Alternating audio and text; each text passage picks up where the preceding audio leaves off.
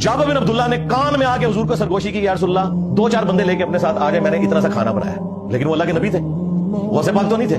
नबी इस्लाम ने उसी time announcement की कि आज सब लोग जाबिर बिन अब्दुल्ला के घर जाएंगे, हमारी दावत है। अब जाबिर बिन अब्दुल्ला परेशान हो गए कि मैं खाना तो जो है वो 8-10 बंदों का है। तो नबी इस्लाम ने उसी वक्त फरमाया कि जाबिर, मेरे आने तक तुमने हंडिया को चूल्हे से नहीं उतारना और रोटियां पकानी नहीं शुरू करनी, सिर्फ आटा गूंद के रखना है। नबी इस्लाम तशरीफ लाए, आपने दुआ फरमाई, अपना लुआब दहन मुबारक उस हंडिया में डाला और आटे में डाला और फरमाया कि तुमने इस हंडिया में से बस सालन निकालते रहना है, और ये जो आटा है इसके ऊपर से कपड़ा नहीं हटाना, इसमें से आटा निकाल के रोटियां पकाते रहना है। सरकार 10 बंदों का खाना था, 100 बंदों ने नहीं खाया, 1000 सहाबा ने वो इतना सा खाना खाया।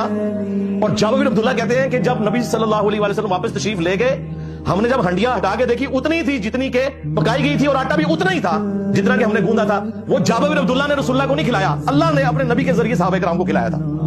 और तुम्हारा गौसे पाक मुर्गे पाड़ता है।